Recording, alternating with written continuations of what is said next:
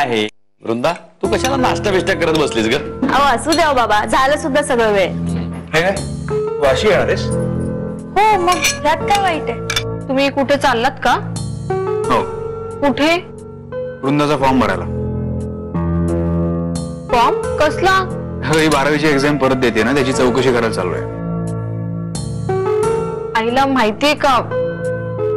म्हणजे तिला विचारलत ना, तिला जर न सांगता गेला तर ती कशी चिडेल माहितीये ना? आई आहे कुठे? ती येऊ तर ते मग सांगतो मी तिला.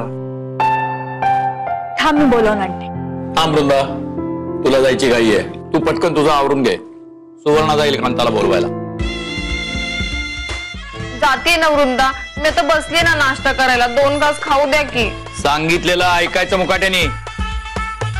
नसते लाड चालणार नाही तर? मी मागच तुला सांगितलेलं आहे, वृंदा एकटी काम करणार नाही. तुम्ही सगळ्यांनी मदत केली पाहिजे तिला. आणि आता तर तिचा अभ्यास सुरू होणार आहे.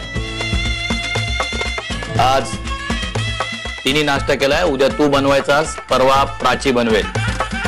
तिला अभ्यासाला वेळ द्या जरा. कशाला हवाय अभ्यास बिभ्यास? मी तुला तुझं मत विचारलं नाहीये. उठ आणि जा, कांताला बोलव.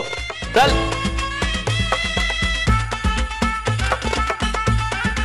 तूही नाश्ता करून घ्या आवर पटपट. बाबा मी आईंसाठी थोड्या वेळ थांबते. आता कांता येस तोर असंच उभं राहण्याची शिक्षा बघणार आहेस का तू? हा, गुलाम आहेस का काय तिची? आवर लवकर. अगं तू खाऊन घे भाई, खूप लांब जायचंय आपल्याला. आपण लिंबोडीत नाही राहतो आता. आपला बंगला खूप लांब आहे आणि पोचायला खूप वेळ लागेल. तर बस ये. आता कसं बोललास प्रसाद? म्हणून म्हणतोय पटपट आवरा, चटचट निघा. तू काय आता नाश्ता करण्यासाठी मुहूर्त बघतीयस का?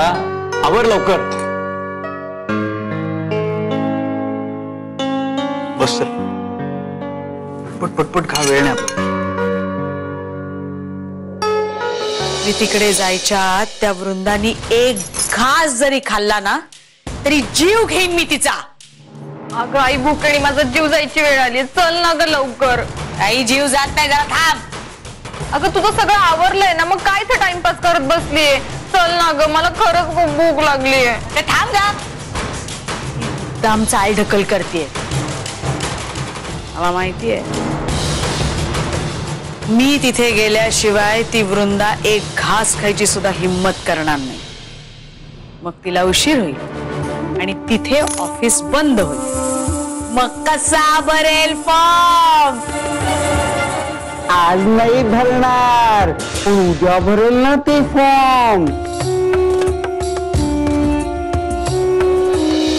उद्या दुसरा काहीतरी बहाणा शोधून काढेन. पण ती मुलगी मला शिकलेली नकोय.